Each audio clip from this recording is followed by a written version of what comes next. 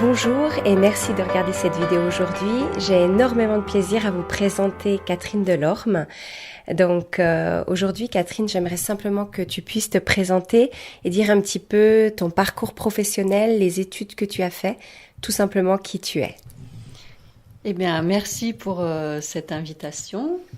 C'est vrai qu'il y a une vingtaine d'années, j'ai complètement changé d'orientation et j'ai découvert par hasard l'astrologie. C'est une amie qui m'avait fait mon thème astral et j'étais vraiment soufflée de la manière dont elle m'a parlé de ma vie, des relations avec mon père, ma mère, etc. Puis ça m'a tellement marqué que je me suis dit j'ai envie d'apprendre parce que je voudrais comprendre d'où je viens, qu'est-ce qui fait que je vis tout ça, etc. Mais j'avais pas envie de faire de l'astrologie, j'avais vraiment envie de... Ça m'a juste ouvert la porte vers tout ce qui était psychologie, psychothérapie. Donc là, je me suis formée à l'approche centrée sur la personne parce que voilà, je voulais pas enfermer non plus les personnes dans des cas ou dans des pathologies. J'avais vraiment envie d'aller rejoindre la personne là où elle en était, puis de lui donner cette possibilité de se découvrir, de prendre sa vie en main, etc. Puis l'approche centrée sur la personne, elle a vraiment cette capacité à être en empathie, dans l'écoute. Donc ça me correspondait vraiment beaucoup. Donc voilà, là, ça a commencé il y a une vingtaine d'années par un travail personnel et ensuite j'ai commencé petit à petit à faire des séances et à accompagner les gens. Voilà, mais ça commençait par moi. Et justement, est-ce que tu pourrais donner une définition aux gens qui nous regardent sur qu'est-ce que le tantrisme? Parce que souvent les gens, ils ont une connotation négative et puis ils savent pas toujours quelle représentation se faire. Donc c'est l'occasion, je pense, ici maintenant, de leur expliquer un peu ce que c'est pour toi le tantrisme. Alors au début, quand on m'en a parlé, je me suis dit, oula, c'est quoi ce... Voilà, puis travailler sur mon intimité, à l'époque, j'avais pas du tout envie, quoi. Et puis ça me faisait peur, je trouvais que c'était un peu olé olé, tout ce que j'entendais, je me disais non, non, ça c'est pas pour moi. Et puis pendant ma formation de psycho, il y a un collègue qui me dit ah j'ai fait un stage de tantra, vraiment ça m'a ouvert l'esprit.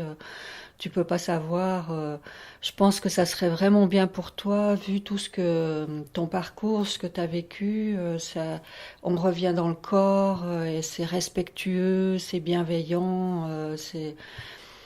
Alors je lui dis bon, mais moi je veux pas y aller toute seule. Il me dit ben tu viens avec moi. Bon, ok, d'accord. Au moins je te connais, voilà. Et puis il est tombé malade. Ah. Donc je me suis retrouvée toute seule au stage. Je me suis dit oulala. Bon, et c'est vrai que ça m'a beaucoup chamboulée. Et je me suis dit non mais c'est ça qu'il faut que je fasse parce que dans ma tête c'est clair mais dans mon corps c'est toujours là mes blocages, mes peurs, mes croyances etc. Donc voilà couche après couche je suis allée dans une découverte beaucoup plus profonde. Alors oui c'était impliquant, oui parfois ça j'avais l'impression d'être passée dans une machine à laver mais en même temps il y a quelque chose au fond qui me disait mais j'ai besoin d'aller vers ça, j'ai besoin de sortir de ma coquille, j'ai besoin d'aller me découvrir. Et puis en même temps, j'y ai fait des rencontres parmi les participants qui étaient vraiment bienveillantes, qui étaient fortes, qui m'ont soutenue, même si parfois c'était pas toujours facile. Et même si parfois je rêvais d'étrangler l'animateur parce qu'il allait toujours me chercher là où j'avais pas envie d'aller, il m'entendait pas dans ma victimite, au contraire, parfois il cassait mes schémas d'une manière assez dure, mais au fond, même si j'étais en colère contre lui, que je lui en voulais, je savais que c'était juste, quoi.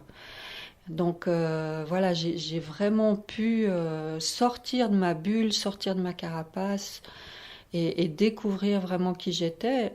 Et à un moment, je me suis dit, mais c'est ça qu'il faut que j'offre, parce que c'est bien joli de parler de nos blessures, de nos peurs, etc. Mais tant on va pas dans le corps et tant qu'on se confronte pas à ça, c'est toujours là. Mhm. Donc petit à petit, je me suis mise à proposer des ateliers et ça s'est presque fait malgré moi, je sais pas, il y avait une direction, un courant qui m'entraînait là-dedans. Et j'y allais parce que je sentais que c'était juste. Et de fil en aiguille, voilà, quelque part, c'est comme s'il y avait quelque chose derrière qui me poussait dans cette direction. Et j'ai vraiment senti comment j'avais envie de proposer le tantra, parce qu'il y a un peu à boire et à manger dans le tantra.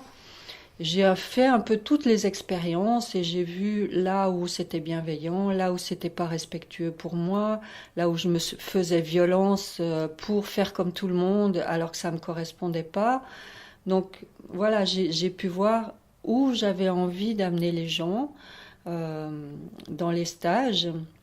Donc c'est ce qui m'a permis de voir que j'avais d'abord envie de travailler avec les couples et dans un environnement sécure où l'intégrité de la personne est respectée, où il n'y a pas besoin de s'exposer à tout va, soi-disant pour se libérer, parce que voilà, ça libère pas toujours d'une manière bienveillante.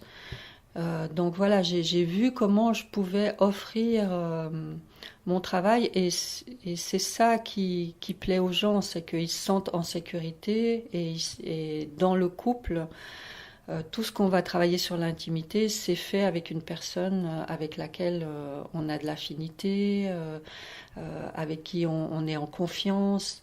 Même si c'est pas toujours facile, même dans le couple, d'aller dans l'intimité, au moins on est avec quelqu'un qu'on aime, et ça change beaucoup les choses. Mhm. Voilà. Et qu'est-ce que concrètement le tantrisme t'a apporté dans ta sexualité, mais aussi dans ta vie de femme et de couple? Alors le tantra, c'est un travail sur la vérité, c'est-à-dire que comme il travaille sur le corps avec tout un tas d'exercices corporels, de respiration, d'utilisation du corps, de faire circuler l'énergie, il travaille sur ce qui est vivant à l'intérieur de soi. Et comment on met ça en action, et quand notre énergie vitale commence vraiment à circuler, qu'on n'est plus en train de bloquer tout ce qui nous appartient, ça éveille qui on est, ce qu'on veut, ça nous met au clair avec nos besoins, avec une manière de rencontrer l'autre. Moi, je travaille beaucoup sur la rencontre, parce que rencontrer l'autre, c'est se rencontrer soi aussi. Et ça m'a permis d'ajuster ma sexualité, c'est-à-dire que moi, la sexualité de procréation, c'est-à-dire le va-et-vient pour créer de l'excitation et aller vers la décharge orgastique, bah ça me convenait plus, quoi, parce que j'y trouvais pas mon compte, il y avait pas suffisamment d'amour, de connexion, parce que l'excitation, au bout d'un moment, c'est un piège qui nous amène vraiment dans le sexe, mais où finalement, dans cette course à l'excitation et à l'orgasme, on peut en oublier le cœur au passage, on peut en oublier la tendresse, la connexion, de prendre son temps. On va vers un objectif, il faut que l'autre ait du plaisir, qu'on ait du plaisir. Du coup, en partant avec un tel objectif, on n'est plus présent à l'instant. Mm-hmm. Et moi, ça m'a appris à être présent à l'instant, à écouter mon corps, à prendre mon temps, à guider mon partenaire vers ce qui est juste et bon pour moi, mais dans quelque chose de bienveillant, de respectueux. Parce que quand il voyait que quand on ralentissait, par exemple, qu'on était juste à l'écoute, que c'était bon pour moi, donc ça le sécurisait, que c'était bien, que c'était bon. Donc lui, ça lui permettait de revenir à ses sensations aussi, à prendre son temps, à pas courir non plus, à se laisser prendre par l'excitation. Donc ensemble, on s'est ajusté, on s'est rencontrés dans quelque chose de plus doux, mais très intense, parce que souvent les gens confondent douceur avec passivité, ralentir avec le fait qu'il ne se passe plus rien, alors que c'est là justement que l'énergie peut vraiment circuler, que l'intensité peut monter, que la vibration peut être là, parce que notre corps va se mettre à vibrer différemment. C'est plus la vibration de l'excitation qui va même activer le mental, c'est tout le corps, toutes nos cellules. Donc dans cette vibration-là, on va se sentir en connexion, en communion. L'amour va trouver sa place. Donc c'est vraiment intense, renversant, quoi. Voilà, c'est pas du tout la même intensité. Donc voilà, il peut y avoir un temps d'adaptation pour en venir à cette qualité de vibration. Et ça m'a permis de me trouver en tant que femme, parce que la femme, comme je dis, elle n'a pas toujours envie et besoin du rentre-dedans, quoi. Parfois, ça éveille rien dans son sexe. Et ça va plutôt la mettre sous pression pour répondre au désir de l'homme et puis le suivre dans son rythme. Et bien souvent, elle reste au bord de la route. Et au bout d'un moment, son corps dit « non, j'ai plus envie ». Mais en fait, son corps, il a envie d'amour, il a envie de rencontre, il a envie de connexion. Et du coup, elle va dire « non, je veux plus ça ». Mais si autant l'homme que la femme ne savent pas quoi amener d'autre, mais ils vont se trouver dans une ornière, c'est-à-dire que, ok, ça on veut plus, mais comme on ne sait pas quoi mettre à la place, eh ben, soit on se rencontre plus, soit on va faire un stage. Avec Catherine. Voilà. Et justement, je pense qu'il faut des outils et des techniques et ça demande une pratique, ça c'est évident. Mais pour les gens qui nous regardent, je pense surtout aux femmes qui sont pas prêtes à faire des stages sur le tantrisme. Est-ce que déjà tu aurais des outils qu'elles peuvent utiliser pour tendre vers une sexualité un peu plus sacrée? Alors moi, je les invite à venir à mes stages sur les femmes parce que ça passe pas par un manuel petit A, petit B, petit C, ça passe pas par le mental, ça passe vraiment par une expérience corporelle, d'aller vraiment découvrir qui on est, parce que le féminin est vraiment relié au monde intérieur, au ressenti. Et beaucoup de femmes perdent cette connexion avec leurs ressentis, leurs perceptions, leurs intuitions. Elles vont vraiment revenir dans leur tête et quelque chose va s'assécher à l'intérieur d'elles. Donc elles ont besoin de retrouver toute cette rondeur du ressenti, des perceptions, des intuitions, faire confiance à leur corps, à leurs perceptions et vraiment sentir leur essence. Voilà, ce qui relie la femme au féminin, c'est l'espace du cœur, parce que l'essence du féminin est dans le cœur. Et si la femme est beaucoup trop dans sa tête, beaucoup trop dans l'analyse, beaucoup trop dans la réflexion, bien souvent il y a quelque chose en elle qui est frustré, elle va devenir exigeante, elle va vouloir changer l'autre, et plus ça va, plus elle va être dans la frustration. Et pourtant, elle a au fond d'elle l'intuition de ce qu'elle voudrait dans la relation. Mais tant qu'elle n'en fait pas l'expérience pour elle-même déjà, d'apprendre à s'aimer elle-même en tant que femme, s'accueillir dans tout ce qu'elle est, elle ne va pas pouvoir amener son partenaire là-dedans. Donc le fait qu'elle se découvre, qu'elle comprenne comment fonctionne son énergie, qu'elle fasse des exercices de respiration, qu'elle aille à la rencontre de son bassin, de son vagin, de son utérus. Bien souvent, je dis aux femmes, mais réfléchissez avec votre utérus. Elle me regarde avec des yeux ronds. Ah bon, oui, parce que votre utérus, il est relié à la grande matrice universelle. Il n'est pas fait que pour créer des enfants, il est fait pour créer la vie.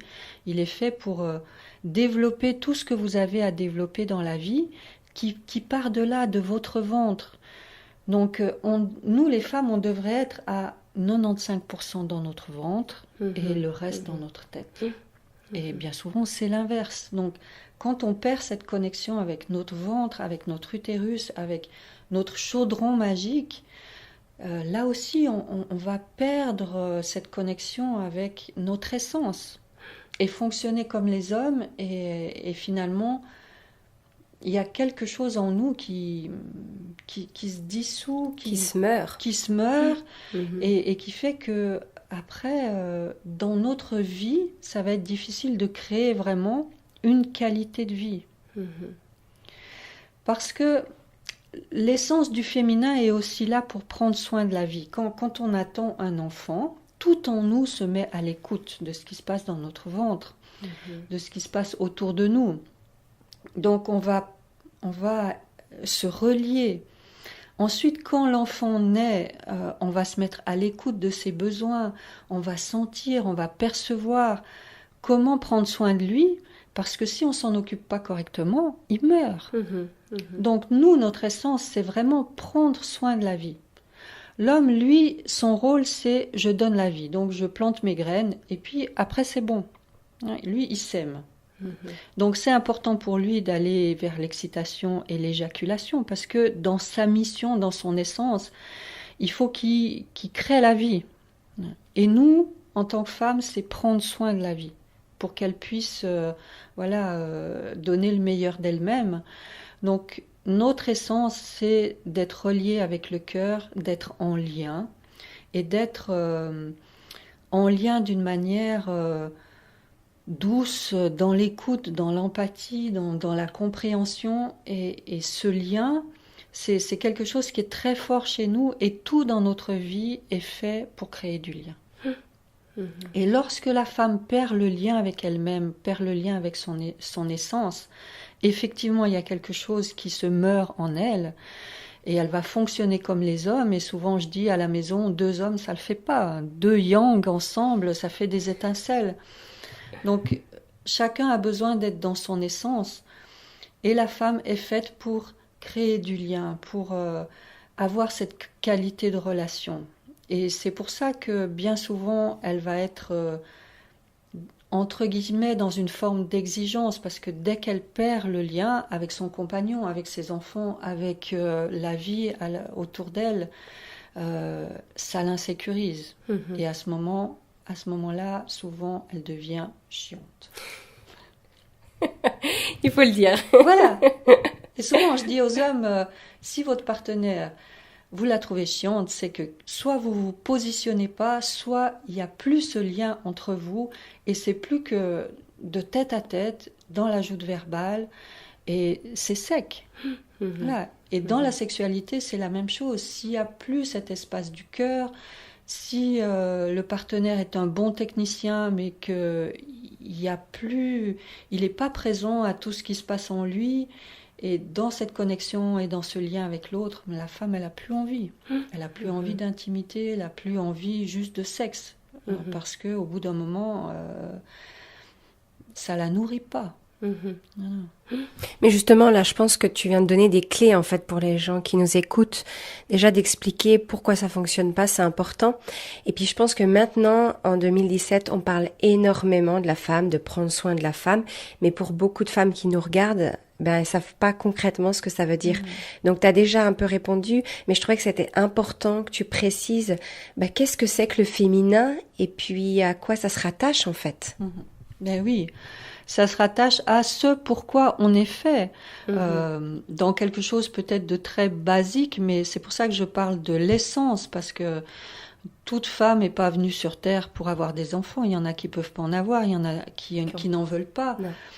Mais c'est pas parce qu'on va pas procréer qu'on n'est pas femme, parce que c'est pour ça que je dis aux femmes, voilà, connectez-vous à votre utérus, parce qu'il va vous inspirer dans tout ce que vous allez créer dans votre vie, dans les choses les plus simples. Il n'y a pas besoin d'être un grand artiste.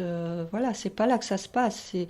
C'est créer en lien avec une forme de conscience qui est là autour de nous et qui fait que si on est vraiment à l'écoute, voilà, les portes s'ouvrent, ça nous emmène sur notre chemin. Et là, on va sentir que quelque part, on remplit notre mission, on est à notre place, ça nous donne de l'énergie, il y a quelque chose en nous qui rayonne. Voilà, parce que je vois aussi beaucoup de femmes qui sont éteintes, parce qu'elles ont perdu cette connexion avec leur essence. Et ça m'a beaucoup touchée au stage que j'ai fait cet été à Corfou pendant 1 semaine sur le féminin, où à la fin du stage, toutes les femmes avaient le sourire, étaient rayonnantes, vraiment magnifiques, belles, parce qu'elles étaient vraiment connectées. Et on dit la beauté vient de l'intérieur. Oui, dans cette connexion avec qui je suis et ce que je suis venue faire en tant que femme sur la terre. Justement, moi, pour avoir eu la chance de faire des stages avec Catherine Delorme, c'est pour ça que je l'interviewe aujourd'hui, je peux confirmer et je sais maintenant concrètement à l'intérieur de moi ce que c'est vraiment qu'être le féminin. Et puis j'ai été aussi frappée durant tes stages parce que tu as donné une définition de l'abus. Et puis moi, ça m'a frappée parce que pour moi, l'abus, c'était seulement d'ordre sexuel. Et puis toi, t'en fais une définition beaucoup plus détaillée et complète. Est-ce que tu serais d'accord aujourd'hui de redonner ta définition aux personnes qui nous regardent? Alors oui, il y a plusieurs formes d'abus. Il n'y a pas que l'abus sexuel. Bien sûr, on en parle, mais il y a l'abus physique qui va passer par la violence, par les coups, et beaucoup de femmes subissent cette violence physique, qui va aussi parfois avec la violence sexuelle, mais il y a aussi la violence psychique. C'est les mots qu'on a entendus, est-ce qu'on a été éduqué par la dévalorisation ou est-ce qu'on nous a aidé à nous soutenir dans l'estime qu'on avait de soi en tant qu'enfant. Souvent, on est éduqué à tais-toi, fais ce qu'on te dit, et puis parfois à la dure. Il faut obéir. Un enfant, il faut le dresser. Voilà, les coups, les gifles, les fessées, tout ça, ça va nous marquer profondément. Et faire qu'ensuite, en tant qu'adulte, on va bloquer des choses à l'intérieur de nous parce que tout s'inscrit dans notre corps. J'ai remarqué aussi que la violence psychique était la plus difficile à déceler parce que quand on est dans un environnement toxique, on ne se rend pas compte. On a l'impression que bon, c'est comme ça, et puis après on va parler comme ça. Et puis c'est presque normal parce que dans la vie que je vois, on a plus... on est plus sujet au jugement, aux critiques, à la dévalorisation que à soutenir les gens, à les écouter, etc. Donc on baigne dans un milieu toxique.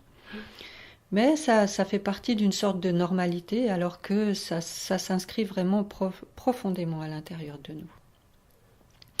Ce que j'ai remarqué aussi que chez les femmes, c'est que comme on est réceptive dans notre essence, ça nous impacte profondément et on est quand même depuis des milliers d'années dans une collectivité plutôt patriarcale où la femme n'a pas beaucoup de son mot à dire. Alors bien sûr que ça se réveille actuellement, etc. Ça change. On a cette chance-là, mais les femmes sont vraiment impactées par tout ça. Donc c'est important pour les femmes de pouvoir faire ce travail sur elles pour libérer toutes ces couches d'abus, de soumission, de dévalorisation, pour qu'elles puissent trouver leur puissance. Non pas contre l'homme, non pas dans un féminisme qui va être je lutte contre. Bien sûr qu'il a fallu qu'elle aille dans cette lutte pour avoir des droits, mais aujourd'hui on n'est plus là-dedans. C'est vraiment comment je peux me réconcilier avec le masculin, comment chacun peut avoir sa place pour se soutenir l'un l'autre. Et je trouve qu'on est aussi dans une ère actuelle où c'est comment apprendre à s'aimer l'un et l'autre. Voilà. Et c'est très riche, je le vois dans les stages couples. Voilà, en même temps, il y a cette envie d'aimer et cette peur parce que ça vient toucher beaucoup de blessures. Oui, et puis ça demande du travail, c'est évident. Oui, un travail, il faut s'y mettre, ça demande un engagement. Voilà, s'il n'y a pas cet engagement, il ne peut pas y avoir transformation et ça demande un engagement des deux partenaires. Mais il y a tellement de richesses à récolter du travail qu'on peut faire à deux, de mieux se connaître, de se soutenir, de s'élever ensemble, c'est juste magnifique. Ouais. Et puis justement, moi, quand on parlait d'abus, je pense à toutes ces femmes qui ont subi différents abus. Autour de moi, je vois beaucoup de femmes qui ont eu des traumatismes de type des viols, des incestes, mais aussi différents abus. Et je me demande aujourd'hui à toutes ces femmes aussi qui nous regardent, comment on peut les aider pour retrouver une sexualité épanouie. Alors là aussi, ça va être un chemin, déjà un chemin personnel, hein, parce que si on va pas revisiter tout ce qui a été abusé à l'intérieur de nous, et par l'extérieur, et par nos conditionnements et nos croyances, parce que beaucoup de femmes se sont fait violence elles-mêmes pour être aimées, qui ont accepté des relations sexuelles peut-être alors qu'elles en avaient pas envie, mais par peur pour pas que l'homme la laisse tomber, etc., ont accepté des situations où elles se faisaient violence quelque part, où elles se sont senties simplement utilisées, juste un objet avec lequel l'homme s'amusait, etc., où il n'y avait pas cet amour qu'elle recherchait. Donc, dans le travail que je propose avec les femmes, c'est faire cette différence entre désir et amour, comment les deux sont reliés. Et pour ne pas être dans cette confusion de se donner, de s'abandonner parce qu'elles attendent de l'amour, et puis finalement elles se disent oui, mais j'ai juste été utilisée. Mais qu'est-ce qui, dans leur cheminement, a fait qu'elles se sont mises là-dedans? Voilà. Donc le travail que je vais proposer aussi aux femmes, c'est revoir la sexualité. Qu'est-ce que je cherche? Qu'est-ce que je veux? Est-ce que je peux oser dire des vrais oui, dire des vrais non, exprimer mes besoins, attendre quand vraiment c'est le bon moment pour moi? Et on est quand même dans une société de consommation où même le sexe devient un produit de consommation et on va vite au sexe et du coup on n'a pas le temps de construire la relation, de connaître l'autre. Je veux pas revenir au temps du romantisme, mais quelque part, voilà, prendre le temps de connaître, prendre le temps de voir est-ce que j'ai vraiment envie d'aller dans cette relation. Est-ce que je peux accepter aussi ce que l'homme me propose? Parce que avec la pornographie, il y a aussi une manière d'aborder la sexualité qui n'est pas du tout en lien avec la féminité, ni avec l'amour. Donc ça enferme l'homme aussi dans des croyances et qui fait que il va utiliser sa partenaire comme objet sexuel en pensant que c'est comme ça qu'on fait, quoi.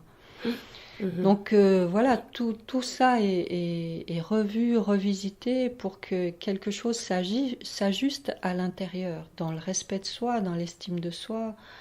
Et oui, c'est un chemin, quoi. Mais là, tu parlais surtout des femmes qui, pour différentes raisons, ont accepté certaines situations auprès des hommes parce qu'elles savaient pas qu'elles avaient le droit de dire non. Mais moi, je pense aussi à toutes ces femmes qui ont été enfants et puis qui ont subi des abus quand elles étaient plus jeunes. Parce que là, de dire non quand on est enfant, c'est plus compliqué, quoi. Oui. Donc là, tu conseillerais quoi? De voir des thérapeutes avant, d'être accompagnée? De toute façon, il faut être accompagné. Il n'y a pas que les stages. Hein. Les stages vont ouvrir des portes, vont faire des prises de conscience, vont faire monter à la surface des contenus émotionnels, etc. Et c'est important de se faire accompagner après. Et aujourd'hui, on a beaucoup d'outils de déprogrammation, comme la kinésiologie, le EFT, l'hypnose, où on n'est pas obligé d'absolument revisiter le traumatisme. Voilà, on va pouvoir passer à autre chose et changer nos programmes intérieurs. Hein. Je sais que souvent dans certains abus, le silence était important, la personne ne devait rien dire et du coup ça reste bloqué à l'intérieur. Je peux pas en parler, je peux rien dire, il faut du temps, il faut... Voilà, parfois c'est vraiment très bloqué, donc on ne peut pas non plus se faire violence pour absolument débloquer les choses. Il y a une sorte d'intelligence corporelle qui fait que petit à petit, plus on va se sentir en sécurité, plus on va pouvoir ouvrir des portes, mais avec bienveillance, parce que c'est ça qui a manqué aussi. Oui, quand c'est le moment, de toute façon, quand c'est juste. Et justement, tu parlais d'une chose importante sur laquelle je voulais revenir, c'est que je vois beaucoup de femmes, et moi y compris, je ne savais pas me positionner, et je ne savais pas que j'avais le droit de dire non. Et grâce à toi, grâce à ton stage, j'ai appris. Dans un exercice que j'ai trouvé magnifique, on apprend le territoire et on fait à deux. Puis je voulais voir qu'est-ce que tu pensais, si cet exercice, il fallait absolument le faire en étant accompagné par un thérapeute pour apprendre aux femmes à se positionner, à apprendre à dire non, ou est-ce que tu penses qu'il existe d'autres outils? Ben, disons que ce travail sur le territoire, quand on le fait en étant accompagné, c'est important parce qu'on va pouvoir aller plus loin. C'est pas juste de dire non, c'est vraiment aller le chercher en profondeur et voir tout ce que ça fait monter comme peur. Donc il faut pouvoir être dans un environnement sécure, être accompagné, pouvoir travailler sur les émotions qui sont là. Oui, enfin, pour moi c'est important d'être accompagné parce qu'on va pouvoir sortir de nos propres limites, sortir de notre zone de confort, être éclairé par un autre angle de vue et surtout avoir un environnement sécure dans lequel on va pouvoir aller vers autre chose. Sortir ses émotions en étant accompagné pour apprendre à les accueillir, quoi. Oui, ouais, bien ouais. sûr. Et puis justement, moi je pense aux parents qui nous regardent parce que ça, je pense que c'est important. Est-ce que tu penses que c'est judicieux d'apprendre à nos enfants, apprendre à respecter leur non et apprendre à être à leur écoute? Bien sûr, les enfants sont des humains en miniature. Tout va se construire à partir de l'enfant. Alors ça ne veut pas dire qu'il faut dire oui à tout, que voilà, il y a un cadre à poser parce que ça va sécuriser l'enfant. Il sait qu'il peut aller jusque-là et même l'enfant avec les parents, mais même dans le couple, quand on se confronte aux limites de l'autre, quelque part, ça nous apprend nos propres limites aussi. Ça nous apprend jusqu'où on peut aller dans le respect, parce que s'il n'y a pas de limite en face, souvent l'enfant il va y aller parce qu'il a besoin de cette limite. Et c'est là que parfois il est infernal parce que il n'y a pas de limite. Donc il ne peut pas trouver le contour de son propre territoire, du territoire de l'autre, et mettre un cadre, c'est pas mettre des murs ou une barrière, c'est mettre voilà, c'est comme mettre un cadre autour d'un tableau, ça délimite quelque chose. Voilà, jusque là je peux aller et ça apprend aussi à recevoir un non, mais un non qui explique. Voilà. Pourquoi? Et quand ça prend du sens, ça va être plus facile d'accepter le non. Et dans notre société, je vois que c'est très difficile d'accepter le non parce que non c'est non et puis je ne sais même pas pourquoi c'est non. Oui, il n'y a Donc pas forcément, il y a d'explication. quelque chose en moi qui dit pourquoi c'est non. Donc je vais aller argumenter. Donc de dire peut-être non, non à ça, mais c'est pas non à tout. C'est non à quelque chose de précis. Du coup, ça permet de préciser aussi à l'intérieur de soi. C'est comme le stage. Dans le stage, quand on travaille sur le territoire, c'est non à quoi? Parce que si je dis non à tout, forcément que ça ferme tout, il n'y a plus de relation. Et avec les enfants, c'est la même chose, de pouvoir leur apprendre à écouter leurs besoins, qu'est-ce qui serait bon et juste pour eux. Et ça ne veut pas dire que je vais répondre à tous les besoins. Et là aussi, il y a une confusion, c'est ok, j'apprends mes besoins, donc mon besoin c'est ça, et j'ai envie que tu y répondes. Pas forcément. Voilà. L'autre n'est pas là pour répondre à tous mes besoins. Comment moi déjà je peux prendre soin de mes besoins et parfois juste de le dire, de le poser, etc. Ça suffit parfois. Je suis entendue, ok, je vais pouvoir en prendre soin. Ou l'autre ça se négocie, on regarde comment on peut faire les choses. Alors oui, effectivement, ça demande de discuter, de négocier. Et ça prend aussi beaucoup d'énergie, mais... Oui. Voilà, c'est ça aussi qui va mettre de la qualité dans la relation. Et puis, il y a des moments où c'est comme ça, ok, parce qu'il y a des impératifs et que c'est important de comprendre que parfois, je dois me plier à certains impératifs, parce que dans la vie courante aussi, je devrais me plier à certains impératifs. Oui, c'est les préparer aussi à la société, les règles qui fonctionnent chez nous, quoi. Il y a des règles, il y a... et ces règles, si on les applique pas, c'est le bordel, quoi. Et puis on le voit actuellement, quoi. Ouais. Il n'y a plus de respect pour pas grand-chose. Donc du coup, chacun fait comme il veut et puis tout le monde en souffre finalement. Mhm. Et moi, je tiens à revenir sur quelque chose de positif que j'ai vu dans tes stages et puis qui m'a beaucoup frappée. C'est la puissance en fait des femmes. Quand j'observais, quand j'écoutais dans ce stage toutes les femmes, leur expérience de vie, j'ai vraiment été frappée par leur capacité à dépasser les épreuves, même à les transcender. Et je me pose toujours cette question, d'où ça vient, comment tu expliques ça, et puis d'où nous vient cette force en fait, à nous les femmes en l'occurrence. Mais on a tous ça en soi, du moment qu'on sort de notre victimite. Voilà. Dès qu'on reprend la responsabilité de notre vie, de nos émotions, de notre vécu, et qu'on regarde ce qu'on en fait, parce qu'on peut rester victime jusqu'à la fin de ses jours et attendre réparation de l'extérieur. On m'a fait du mal, donc maintenant il faut réparer. Ok, on m'a fait du mal, c'est pas acceptable, mais qu'est-ce que j'en fais de ça? Voilà. Et si je peux reprendre la responsabilité de ce qui m'habite, de mes émotions, ben je vais transformer tout ça parce que dans ma victimite, il y a quelque chose qui est figé, qui est congelé, voire mortifère. Il n'y a plus de vie. Hein. Je reste enfermée à un moment où quelque chose s'est figé et j'attends.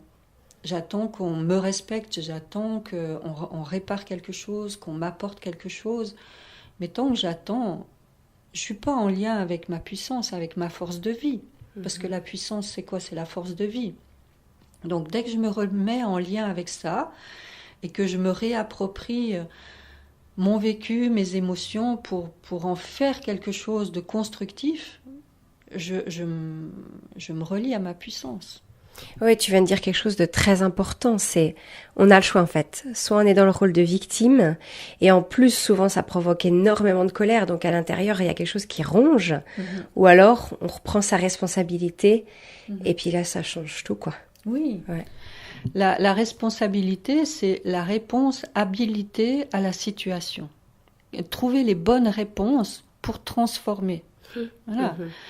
Donc, quand je reprends ça à mon compte et que je regarde, moi, tout ce que je vais émettre dans ma vie, si je reste victime ou si je reprends les rênes de ma vie, c'est de l'eau et du vin, quoi. C'est vraiment... Et j'en parle par expérience, parce que pendant longtemps, je suis restée dans ma victimite et j'attendais avec... beaucoup de dépression, une énergie très basse, voilà, et j'apportais ça à mon entourage, et forcément l'univers résonnant avec ça, ça m'apportait pas grand-chose de positif, quoi. Et c'est pour ça que dans les stages tantra où l'animateur ne m'écoutait pas dans ma victimite et où vraiment ça m'énervait parce qu'il m'écoutait pas dans ma victimite, bon sang, mais je suis victime, quoi. Eh ben non, je suis pas victime. Et je me suis aperçue que j'avais pris une nouvelle identité. J'étais victime. Voilà. Et je me cachais là derrière. Et tant que je me cachais là derrière, il n'y avait pas de guérison possible, quoi. Je ne l'attendais pas au bon endroit. Et c'est là que tout d'un coup, il y a eu un basculement et ça a changé complètement la donne, quoi. Donc oui, on est tous reliés, autant qu'hommes que femmes, à cette puissance. Et la puissance n'a rien à voir avec le pouvoir. Au contraire, la victimite va nous mettre dans le contrôle, dans le pouvoir, dans la manipulation, parce qu'on va essayer de contrôler l'extérieur. Alors que la puissance nous met en lien avec nous pour contrôler ce qui se passe à l'intérieur, pour pouvoir émettre quelque chose de positif et pour nous et pour les autres, quoi. Je trouve qu'il y a quelque chose d'intéressant que tu dis, c'est vraiment, et puis je le vois à l'extérieur, parce que moi je suis quelqu'un qui prend depuis longtemps la responsabilité des choses, et puis je vois que c'est pas le fonctionnement naturel de beaucoup de gens. Je comprends parce que ça demande beaucoup de courage en fait. Oui. Je comprends tout à fait. Mais je me rends compte effectivement que les gens qui sont dans la victimisation, le problème c'est que souvent ils en souffrent que par leurs émotions, que ce soit la colère, la dépression, ça les ronge encore une fois de l'intérieur. Mais en plus, effectivement, ils attirent les gens pour toujours essayer d'être dans ce rôle-là, quoi. Oui. Et ça amène de la complaisance. On va trouver des gens qui vont entretenir notre plainte et voilà. Et on se plaint ensemble et on crée des associations pour se plaindre ensemble. Mais ça fait pas avancer les choses, quoi. Voilà, l'important c'est d'être en paix avec soi. Et cette paix va nous permettre d'aller vers se pardonner à soi, d'être resté dans sa victimite, de n'avoir pas su qu'on pouvait en sortir, etc. Et une fois qu'on peut se pardonner à soi, il y a quelque chose qui va aller vers le pardon pour pouvoir être simplement en paix et générer autre chose dans la vie, quoi. Que des conflits, que des guerres, que voilà, ça part de nous. Ouais, c'est évident. Et puis là, on parle beaucoup des femmes parce qu'effectivement, tu travailles avec les femmes, mais tu travailles aussi avec les hommes. Et puis, je pense que c'est un point important qu'on peut parler aujourd'hui parce que les hommes aussi, ils ont un rôle à jouer dans l'équilibre de ce couple. Et puis, je me posais la question justement, quel est le rôle de l'homme dans le couple et dans la sexualité? Alors oui, je donne des stages pour les hommes avec mon compagnon. Je suis pas juste femme pour accompagner des hommes. On a cet équilibre homme-femme parce que c'est ça qu'on va leur apprendre. C'est comment trouver cet équilibre entre le masculin qui est dans son axe, qui est dans sa puissance, dans une puissance de décision, d'acte. L'homme est plutôt dans le faire. C'est son essence. Il est plutôt tourné vers l'extérieur et du coup, il amène tout ça dans l'intimité, le faire, s'occuper de sa partenaire, etc. Et du coup, il est plus en lien avec lui et il va rester dans cette sexualité de procréation qui amène quelque chose de routinier, de mécanique et peu nourrissant, et pour lui et pour sa partenaire. Parce qu'il faut quand même le dire, il y a beaucoup d'hommes qui, au bout d'un moment, ne sont pas satisfaits non plus. Quand je leur pose la question, qu'est-ce qui vous amène au stage couple? Qu'est-ce que vous aimeriez découvrir avec votre partenaire? Ben lui, ce qu'il aimerait, c'est sortir de son mental, sortir de la performance et être en lien avec sa partenaire. Donc l'homme aussi a besoin d'être en lien et il se rend bien compte que s'il reste dans le sexe pour le sexe, ça ne le met pas en lien vraiment avec sa partenaire parce que c'est pas nourrissant pour lui. Une fois qu'il a éjaculé, qu'il a évacué toute son énergie, ben, c'est vide à l'intérieur. Donc lui, il a besoin de concrètement savoir comment faire pour être présent, parce que souvent les femmes disent à leur partenaire « mais t'es pas présent ». Mais il dit, mais si, je suis là et je fais tout pour m'occuper de ton plaisir, etc. Oui, je fais, mais tu t'habites pas, t'es pas dans ton corps. Voilà, t'es à l'extérieur et t'es en train de t'occuper de moi.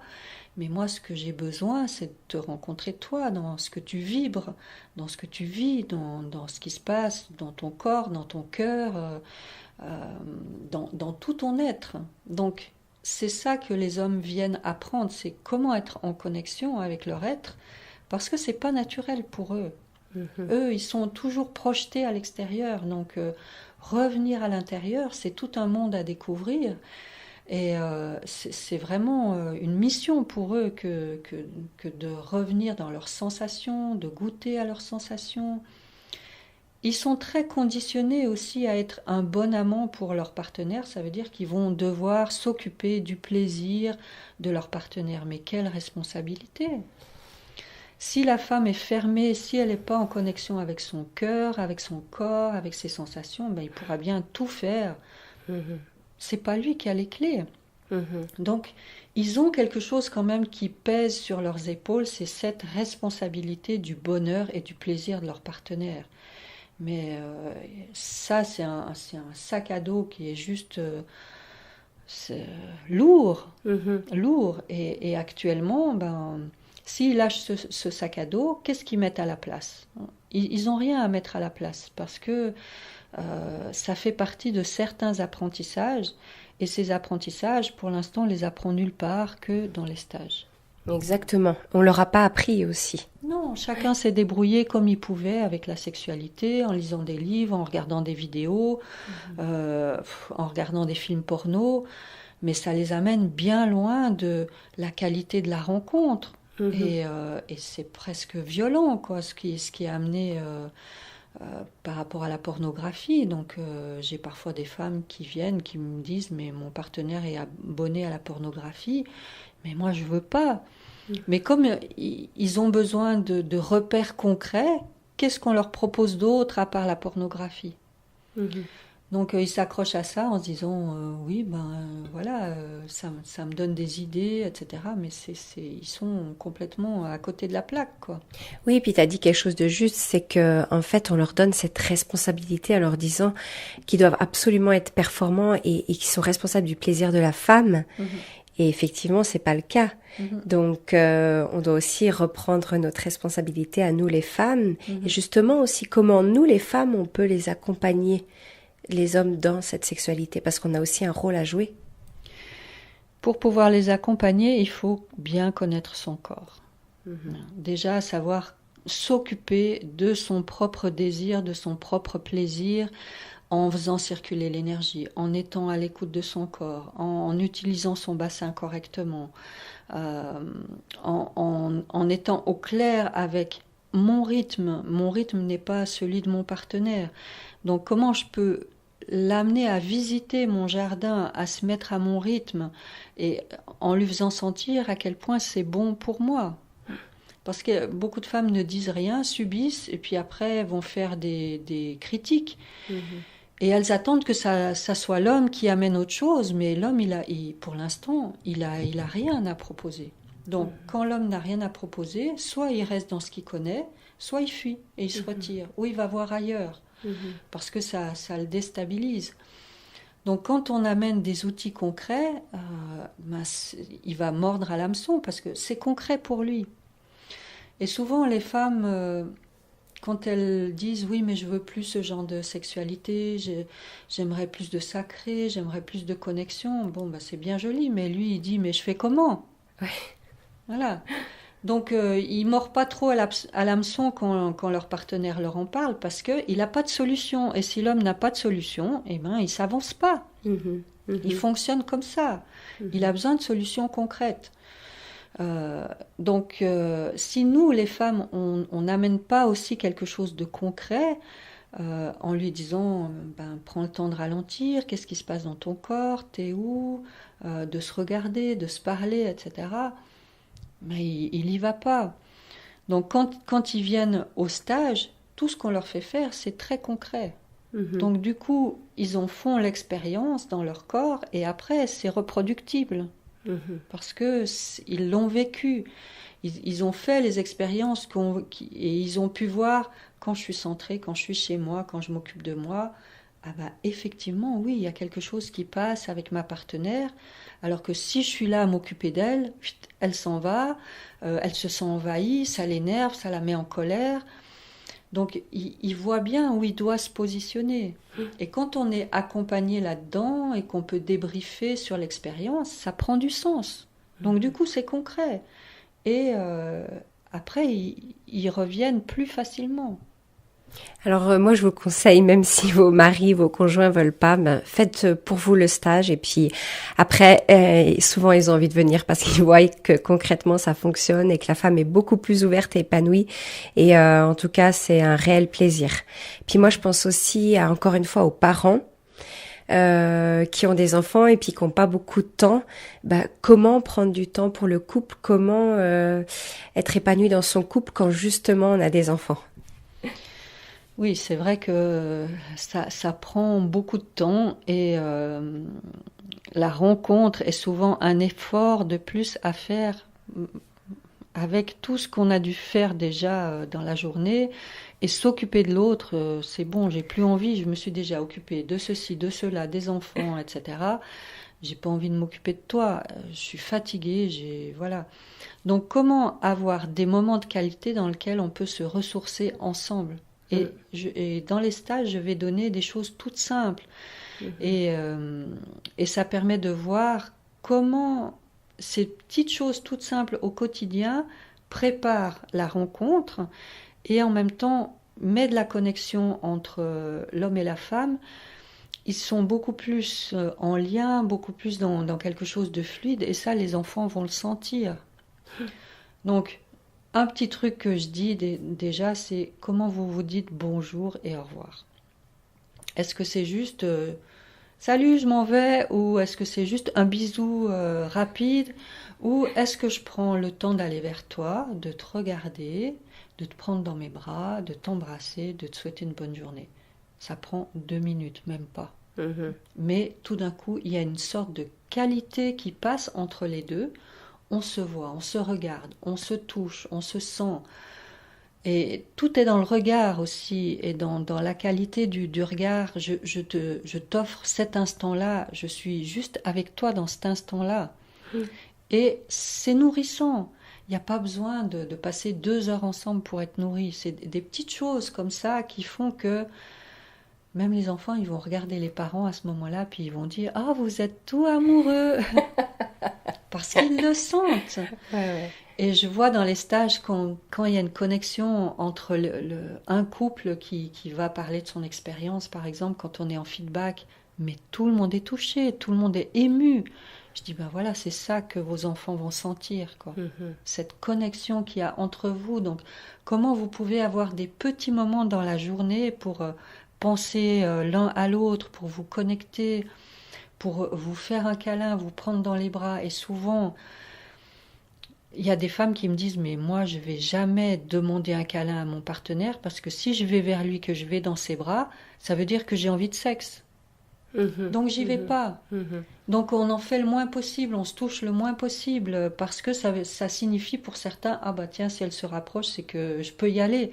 Non, c'est dans cet instant, je goûte à ta présence, je suis là avec toi. Et ça va nourrir le cœur, aussi bien l'homme que pour la femme. Il peut y avoir du désir, ben je l'amène au cœur. Et puis je suis juste là avec toi et j'attends rien, je projette rien, je suis là. Et du coup, ce rapprochement-là fait que ça donne confiance, on a envie d'être toujours plus proche et ça prépare à plus d'intimité. Et puis c'est un super modèle aussi pour les enfants. Quel cadeau d'avoir un exemple comme ça en tant que parent, quoi. La façon de se dire bonjour, quoi. Et puis, moi, je me demandais si toi, tu avais justement des livres à conseiller sur la sexualité ou sur le tantrisme qui t'ont apporté. Bon, déjà, je vais parler pour moi. J'en ai écrit 2. Voilà. Un que j'ai écrit il y a plusieurs années, qui s'appelle La femme initiatrice, mais qui s'adresse aussi bien aux hommes qu'aux femmes. Et il y a beaucoup d'hommes qui l'ont lu, qui m'ont vraiment remercié parce qu'ils se sentaient concernés, qui l'ont offert à leur partenaire. C'est comprendre comment fonctionne la relation, l'intimité, c'est quoi initier à partir du féminin. Parce que le féminin, c'est le monde intérieur, c'est pas juste la femme. Et on a tous ça à l'intérieur de nous, donc ça concerne tout le monde.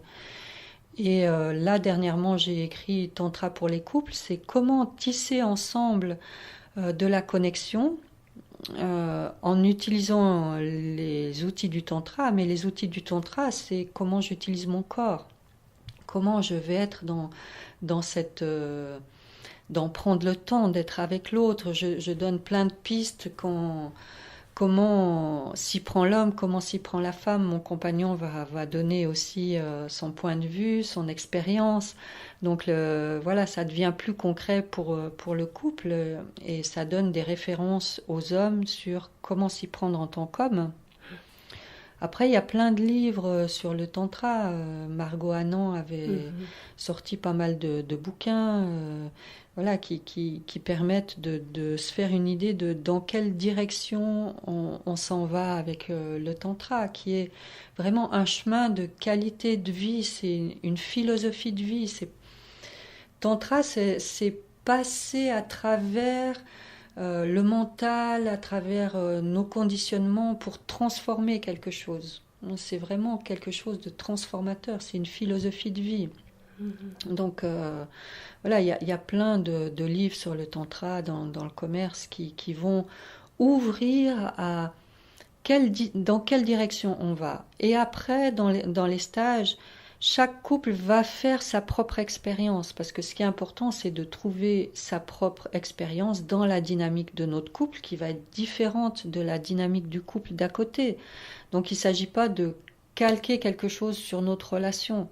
C'est comment se découvrir pour amener cette qualité dans notre dynamique de couple, et puis de voir aussi quelle est notre dynamique de couple, parce que ça permet ensemble de nourrir l'entité couple. Je dis toujours, dans un couple, on est 3. Il y a toi, il y a moi, il y a la relation de couple. Et comment ensemble on nourrit ça? Parce que si on reste dans la dualité et dans les attentes et dans les projections, le couple, il passe à la fin quand il reste un peu de temps et un peu d'énergie. Alors que si on le remet au centre et que chacun prend cette responsabilité et cet engagement de nourrir cette relation, il va y avoir quelque chose de nourrissant dans notre relation. On n'est plus juste des colocataires ou des bons amis, quoi. Il y a quelque chose de plus qui donne du sens à la relation. Et est-ce que tu pourrais donner justement aux gens qui nous regardent ton site internet afin qu'ils puissent voir tes stages et tes livres, s'ils en ressentent le besoin, bien sûr? Oui, alors c'est www.espacetantrayoga.com. Et j'offre un petit e-book gratuit aussi concernant les couples sur les 3 erreurs qui les maintiennent dans quelque chose de routinier et pas très satisfaisant. Et déjà, ça permet de prendre conscience de la dynamique qu'on a dans la relation et de nos comportements qui sont contre-productifs. Et après, on peut lire des livres, on peut venir à des petits ateliers, écouter des conférences. Il faut que ça chemine dans la tête, il faut se sentir prêt. Et moi, je vais toujours avoir un entretien par Skype pour pouvoir discuter avec les couples de leur cheminement, de leurs peurs, etc. Parce que c'est important d'établir cette confiance. Je ne m'inscris pas comme ça à un stage sur lequel je vais travailler sur mon intimité. Je vais où avec qui, comment? Parce que si je ne me sens pas en sécurité, je vais être un peu en dehors, je vais observer ce qui se passe, et puis je ne serai pas dans l'expérience. Donc il faut qu'on puisse avoir cette relation de confiance pour que chacun puisse aller dans cette expérience et puis vivre quelque chose qui va changer sa manière de voir les choses. Et parfois les couples viennent à un stage et ils ont besoin de temps encore pour cheminer, pour continuer, parce qu'un stage, c'est juste une prise de conscience, c'est l'apéritif, quoi. Et après il y a le chemin à faire et c'est important d'être régulièrement accompagné sur ce chemin. Je te remercie beaucoup, beaucoup, beaucoup pour cette interview et j'ai éprouvé énormément de plaisir à partager tes connaissances et puis j'espère vraiment que ça aura aidé un maximum de personnes. Et puis, est-ce que tu as une dernière chose que tu auras envie de dire, un dernier conseil aux femmes qui nous regardent? Osez faire le pas, osez aller honorer votre féminité parce que vraiment vous en valez la peine. C'est riche et beaucoup de femmes me disent « Ah, mais moi j'aime pas trop être dans la compagnie des femmes ». Mais vous allez voir dans les stages, c'est vraiment un moment de sororité, de soutien, on va ensemble, on est porté vers quelque chose et c'est vraiment très nourrissant parce que on sent qu'on a quelque chose en commun et les femmes ont beaucoup besoin de partager. Il faut surtout pas qu'elles s'isolent. Donc c'est le moment, de partager quelque chose, de sentir que vous faites partie du clan des femmes et même à distance, c'est nourrissant. Merci beaucoup Catherine. Merci beaucoup à toi aussi. Et puis j'espère vraiment que ça vous aura apporté des réponses à vos questions. Et puis je vous dis à très très bientôt pour de prochaines interviews. J'ai plein d'idées en tête. Merci. Voilà, c'est ça la créativité féminine. Merci. À bientôt. Merci.